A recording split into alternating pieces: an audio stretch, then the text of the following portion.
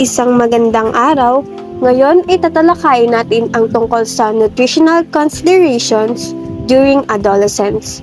Ngunit bago iyon, mayroon lamang akong katanungan. Why do you think adolescence is a crucial stage?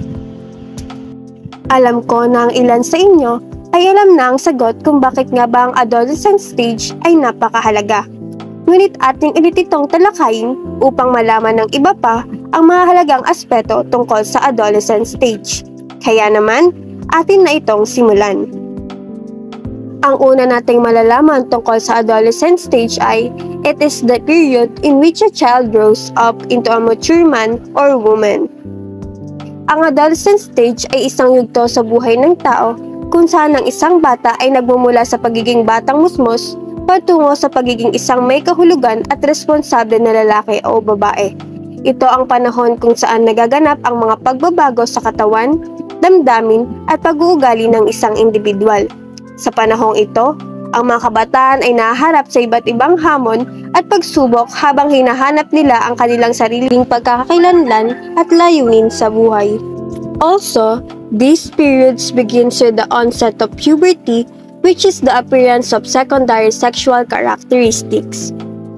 Ang panahon ng adolescent stage ay nagsisimula sa pagsisimula ng puberty, na kilala rin bilang pagdating ng ikalawang mga katangiang sexual.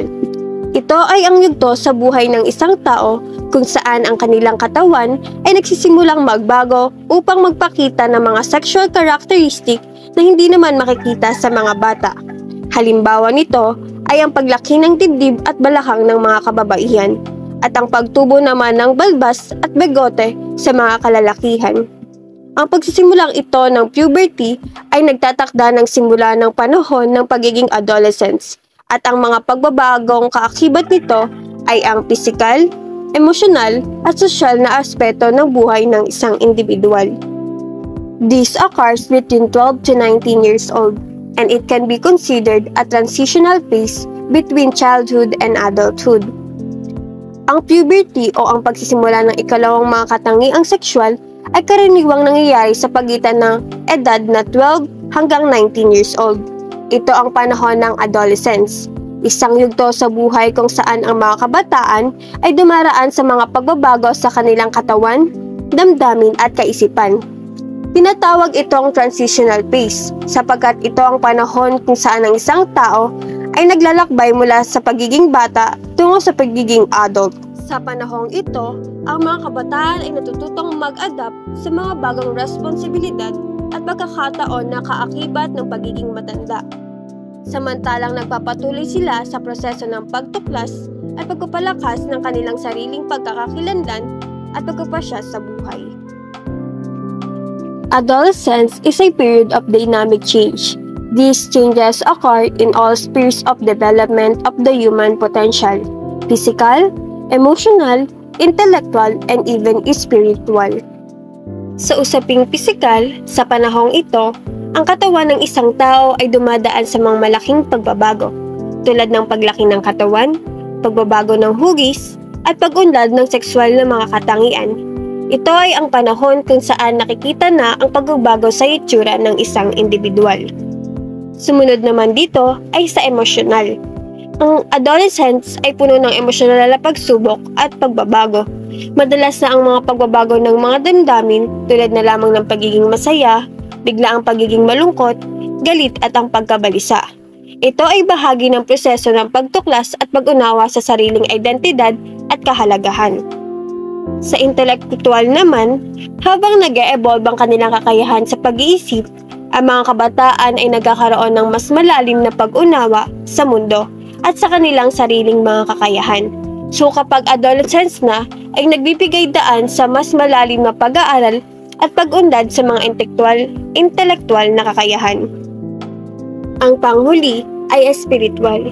Hindi lamang pisikal at emosyonal ang mga pagbabago sa panahong ito.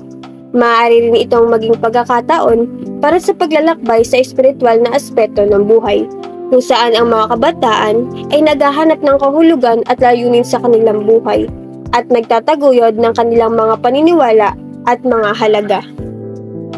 Sa kabuuan, Ang pagiging adolescence ay isang komplikado na yugto ng buhay ng isang individual. Ito ay puno ng pagbabago at paglago sa lahat ng mga aspeto ng pagkatao. Also, on this stage, the individual becomes socially mature, achieves the ability to reproduce, and realizes the kind of physique he is to have as an adult. Dito na rin papasok ang pagiging socially matured ng isang individual, kung saan nagdadaan sa mga proseso ng pag-unlad sa kanilang pakikisalamuha at pakikibagay sa lipunan. Ito rin ang panahon kung saan sila ay natututong makisama, magbigay ng respeto sa iba, at magkaroon ng mga interpersonal na kasanayan na kinakailangan sa pagiging may responsibilidad na individual. Gayon din, papasok na rin dito ang kakayahan sa reproduksyon. Isa sa mga pangunahing aspeto ng puberty ay ang pagdating ng kakayahan sa reproduksyon. Ito ang panahon kung saan ang isang tao ay maaari ng makabuntis o mabuntis at maging isang magulang. Ang pag-unlad na ito ay nagdadala ng mga bagong responsibilidad at pangunawa sa sexualidad at pagpapamilya. Pumapasok din dito ang pagbabago ng uri ng pisikal na katawan.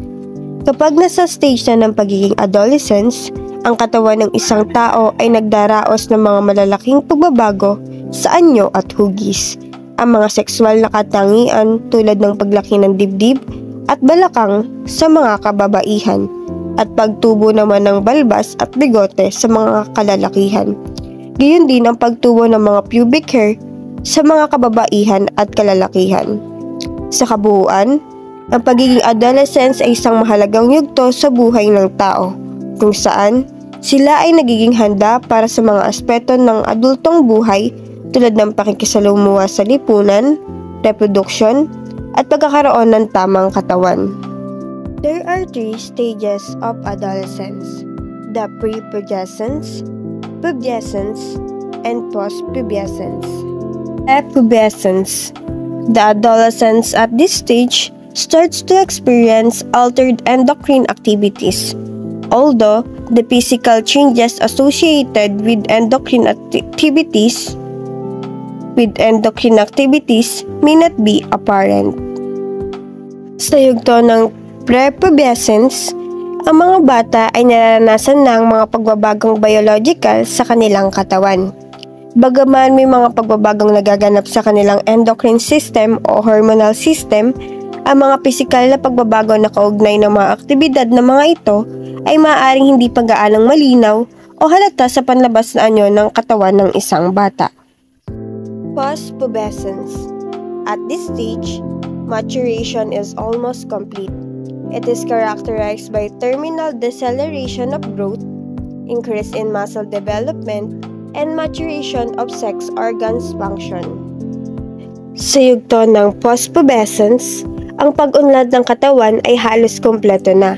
Ito ay simula na rin ng pagbagal ng paglaki, kung saan ang pagtaas ng height o tangkad ay hindi na gaanong mabilis kumpara sa panahon ng puberty.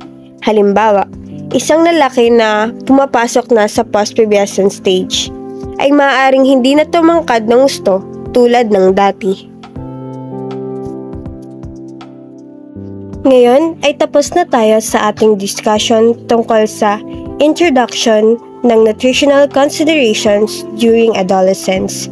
I hope na mayroon kayong natutunan at may nadagdag pa sa inyong kaalaman tungkol sa adolescence. Kaya naman, let's stay engaged and learn more from the next presenters. Maraming salamat sa pakikinig.